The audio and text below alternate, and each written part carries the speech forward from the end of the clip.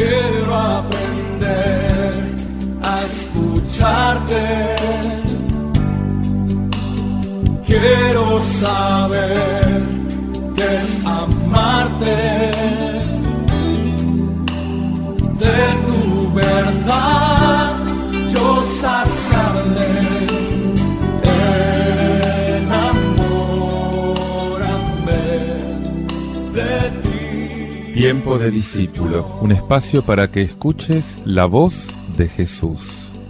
Quiero aprender La voz de Jesús. que tu presencia me inunde. Haz de mí uno de nuevo. Cámbiame, renuévame.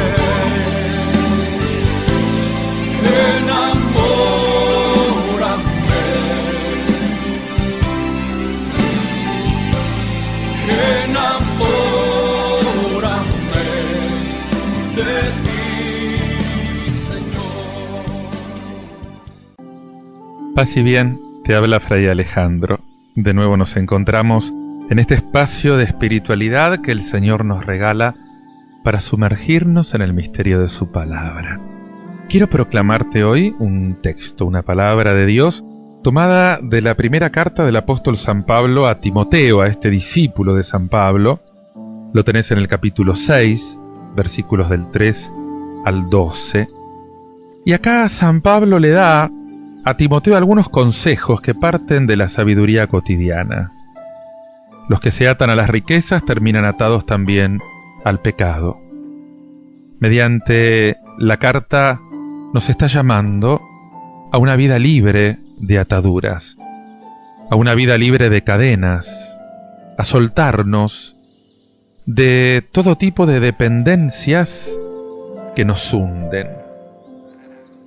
Escucha lo que dice la palabra de Dios.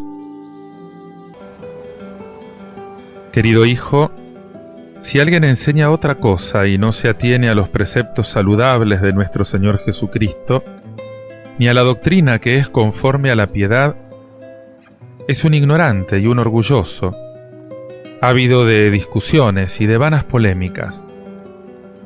De allí nacen la envidia, la discordia, los insultos, las sospechas malignas y los conflictos interminables propios de hombres mentalmente corrompidos y apartados de la verdad, que pretenden hacer de la piedad una fuente de ganancias.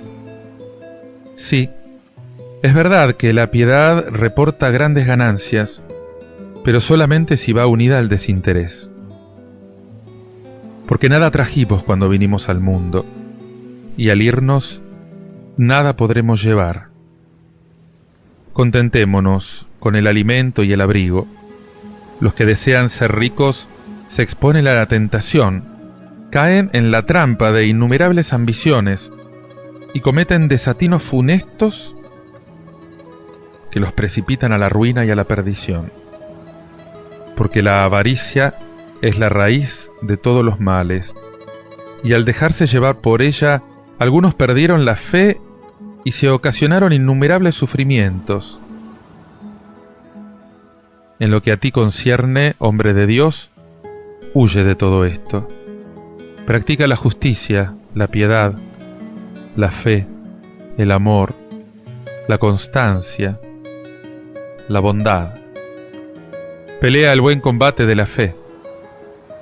Conquista la vida eterna, a la que has sido llamado y en vista de la cual hiciste una magnífica profesión de fe, en presencia de numerosos testigos.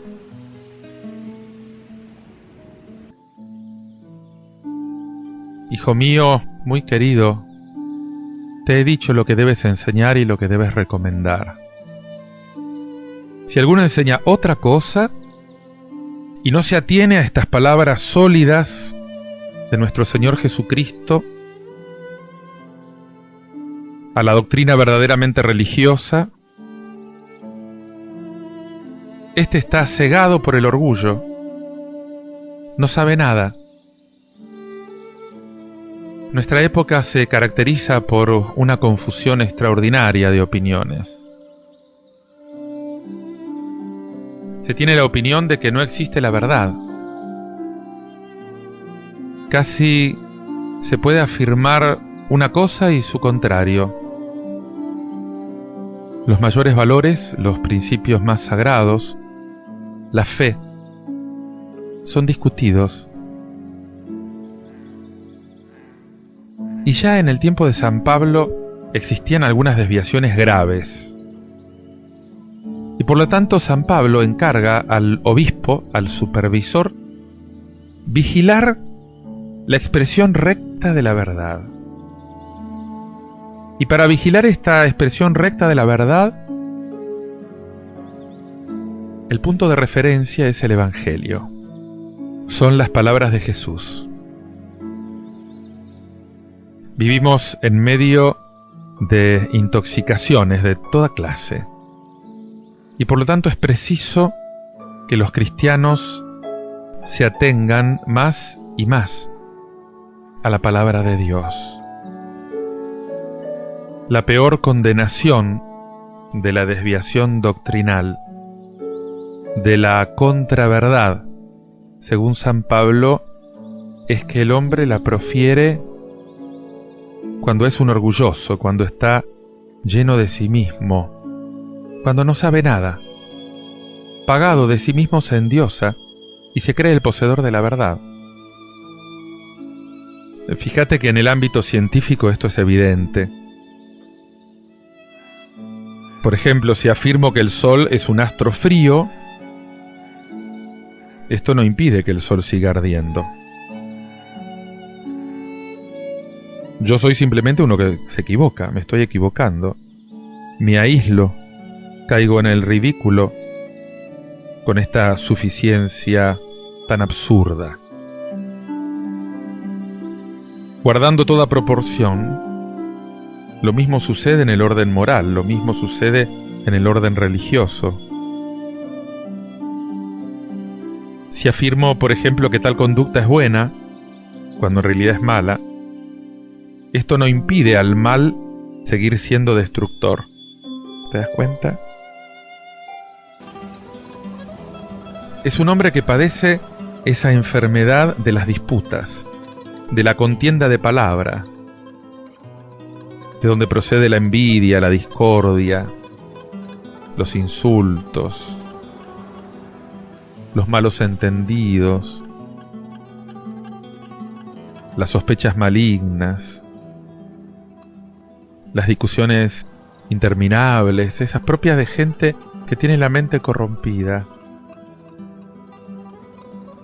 La enfermedad de la que habla San Pablo ciertamente es la de nuestra época, es la de nuestra iglesia contemporánea.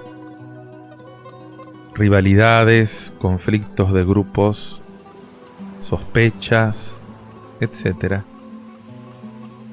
Señor, te pido que nos ayudes a ser hombres abiertos, comprensivos,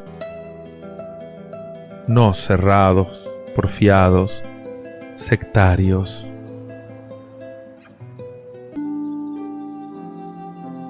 Gente de inteligencia corrompida, que están privados de la verdad y que piensan que la religión es un negocio.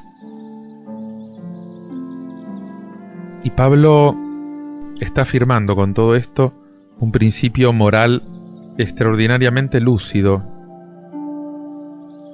Es el interés, es el provecho personal lo que falsea la inteligencia, lo que hace que se tomen unas posiciones aberrantes. Fíjate que justamente el ansia de dinero o de placer suele conducir a justificarlo todo. Busquen el bien. Detrás de la droga está el dinero. Detrás de la pornografía está el dinero. Detrás de las violencias, detrás de las opresiones sociales, del cine, de la prensa escandalosa, sensacionalista. ¿Quién está? El dinero. Y San Pablo llega a decir que lo que distingue al verdadero sacerdote del malo es el desinterés del primero y la codicia del segundo. Y partiendo de acá, Pablo nos va a dar un pequeño tratado sobre el dinero. Primero, contentarse con lo que uno tiene es un principio elemental de sabiduría.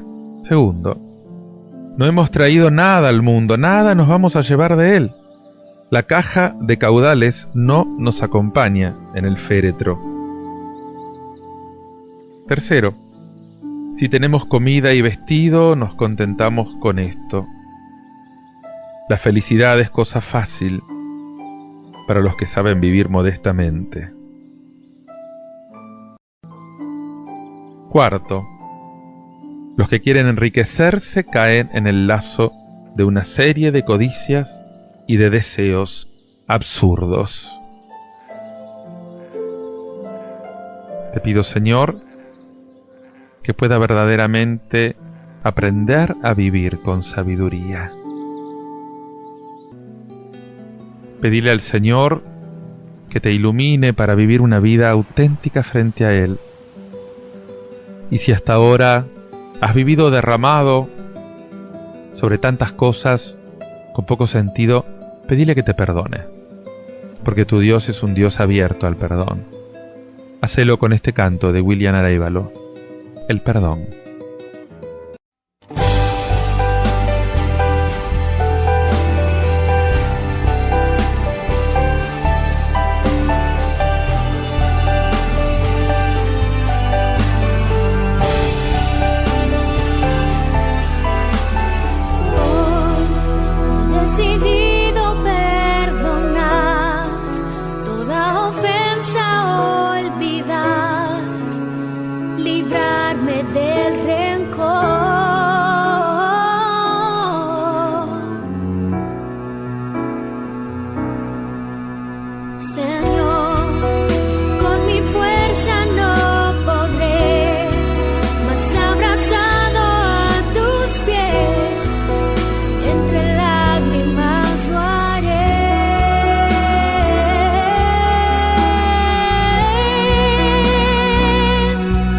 El perdón está sanando mi dolor. El perdón está limpiando mi interior. Mi vida es restaurada, mi alma transformada. Todo por medio del perdón.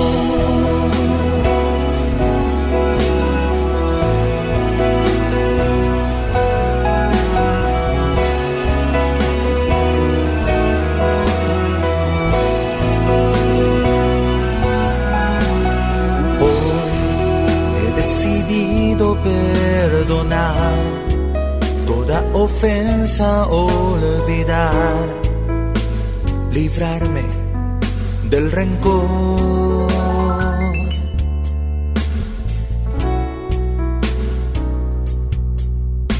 Señor, con mi fuerza no podré, mas abrazado a tus pies, entre lágrimas lo haré.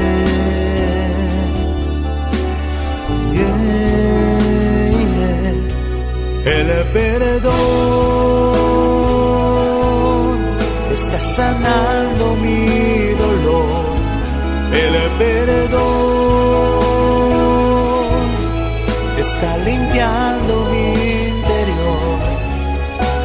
Mi vida es restaurada, mi alma transformada.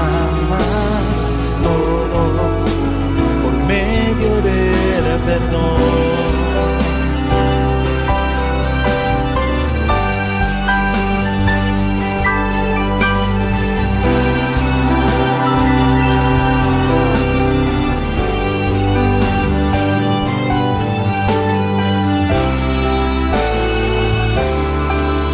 perdón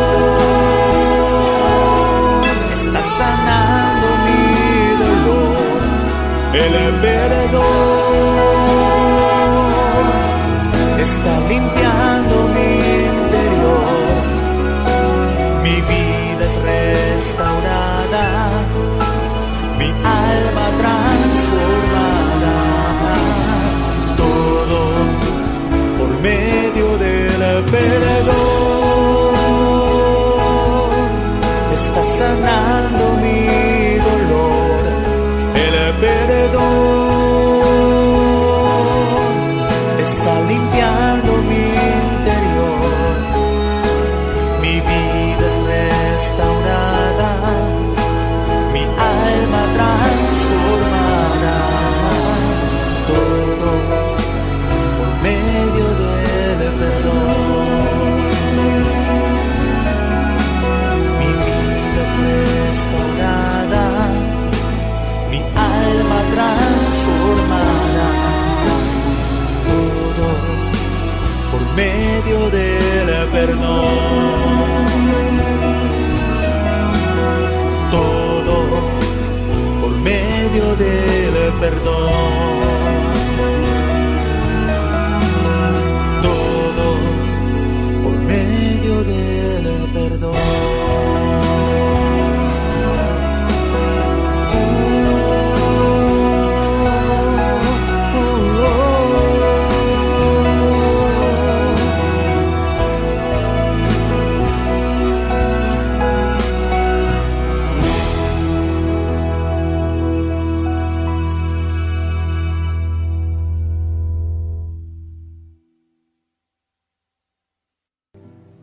Te invito ahora a que escuches un texto del Evangelio de Lucas.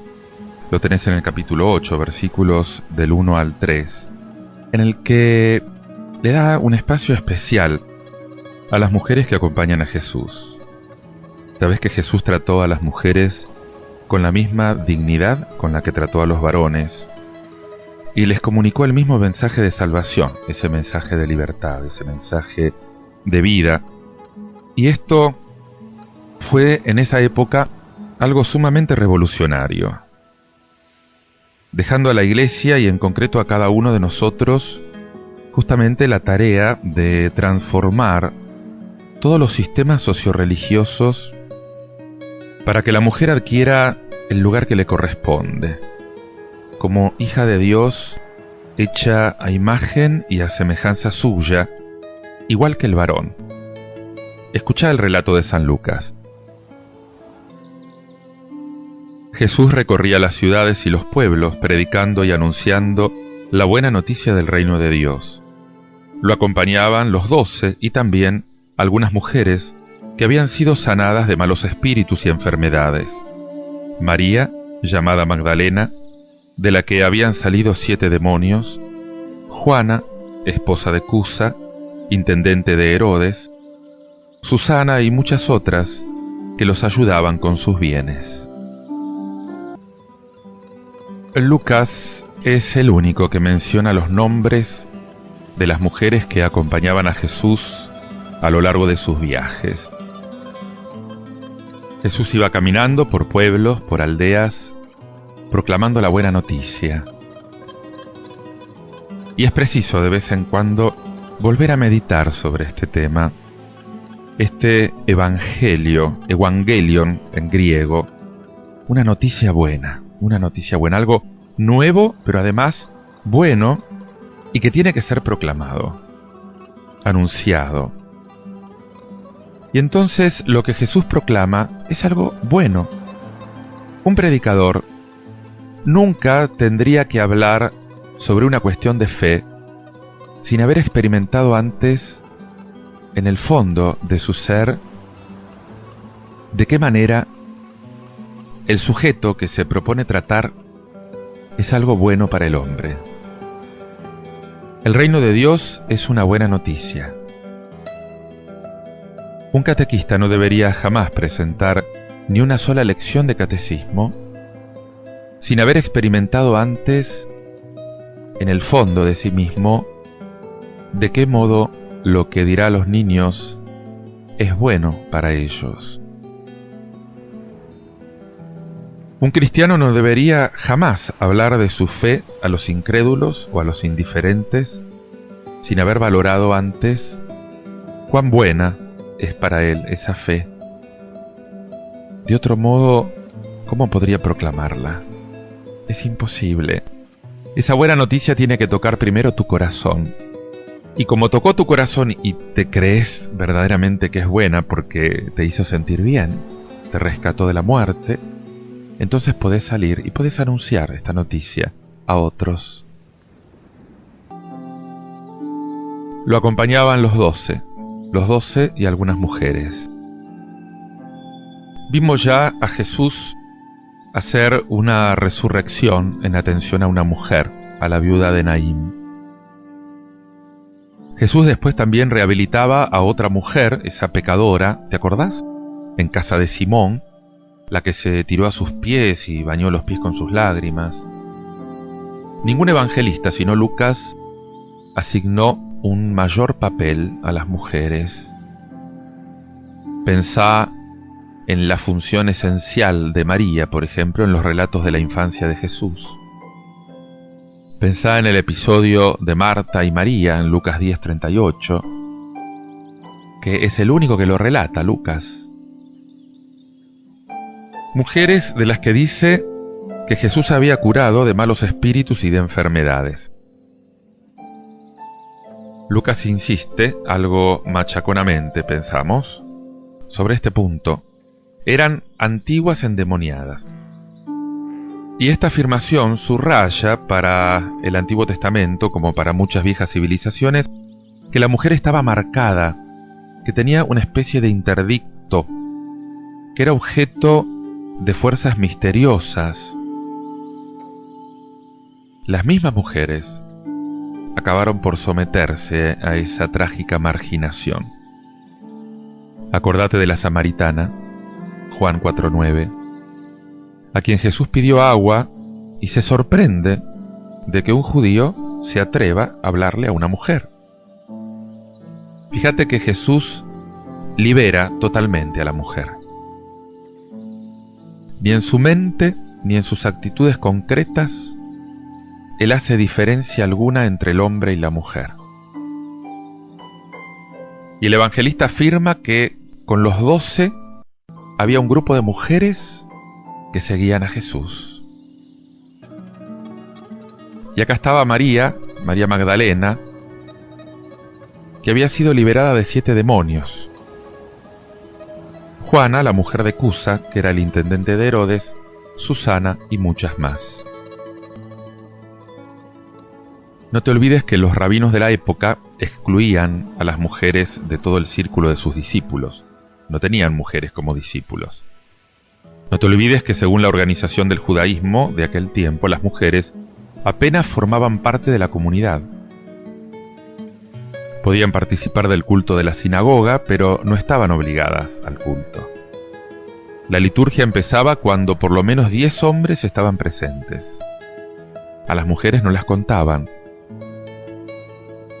Y la tradición además nos relata que las primeras apariciones de Jesús resucitado fueron hechas a las mujeres. Y justamente a las que Lucas anota acá. Porque acompañaron a Jesús desde el comienzo, estuvieron con Él en su ministerio público, todo como los 12. Eran iguales a los hombres también para el anuncio de la buena noticia. Las mujeres se transforman en testigos también privilegiados de la resurrección del Señor. Son apóstoles.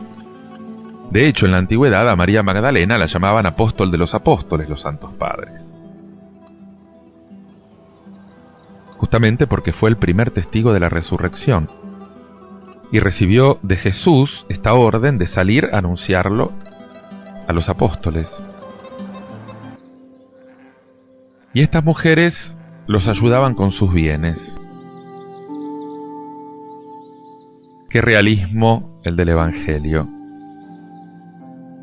Se necesita dinero para poder anunciar el Evangelio. Sí. Si los 12 y Jesús parecen tan libres, sin cuidados materiales, es porque hay mujeres que cuidan de ellos, con el trabajo y con sus bienes. Es un trabajo capital que permite todo el resto. Alguien se tiene que ocupar de preparar la comida, para decirlo de algún modo. Pero además sostener la tarea de la evangelización se sostiene con bienes económicos. Los impuestos se pagan con dinero. Los canales de televisión y las audiciones de radio se pagan con dinero. Alguien da de ese dinero para que los apóstoles estén libres para predicar. Pregúntate si te acompleja dedicarte a tareas humildes. O a las tareas humildes sabes darles un valor divino y sabes sobrenaturalizar la sencillez de la tarea que te tocó en la iglesia. Sabe que toda tarea, por insignificante que sea, es capaz de dar gloria a Dios cuando se la hace con amor y con entrega al Señor. Te invito a que lo medites escuchando este canto de Melvin Ghosh, Toda gloria. Dale gloria al Señor y pedile que te dé la gracia de vivir para su gloria.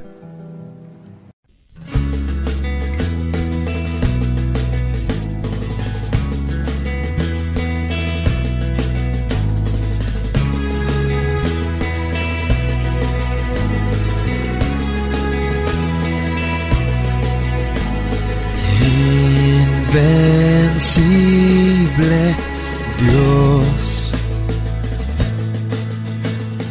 Rey de la creación, admirable Dios, Santo Rey, Señor. ¿Y quién se comparará al Rey de los Reyes? Oh, Jesús, el Rey. Oh, toda gloria al Hijo de Dios, que en su trono está,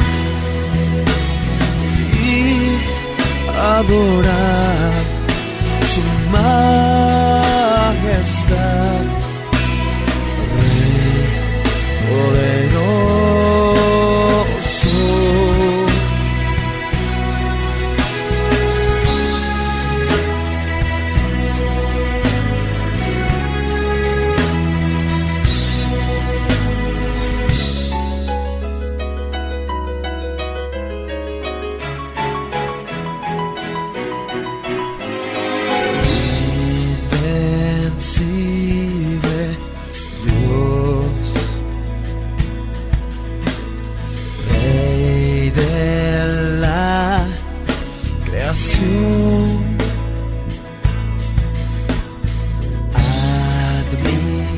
Admirable Dios, Santo Rey, Señor. ¿Y quién se comparará a ti, Rey de Reyes? Oh, Jesús, el Rey. No, toda gloria al Hijo de Dios, que en su trono está, y adorar su majestad, Rey poderoso.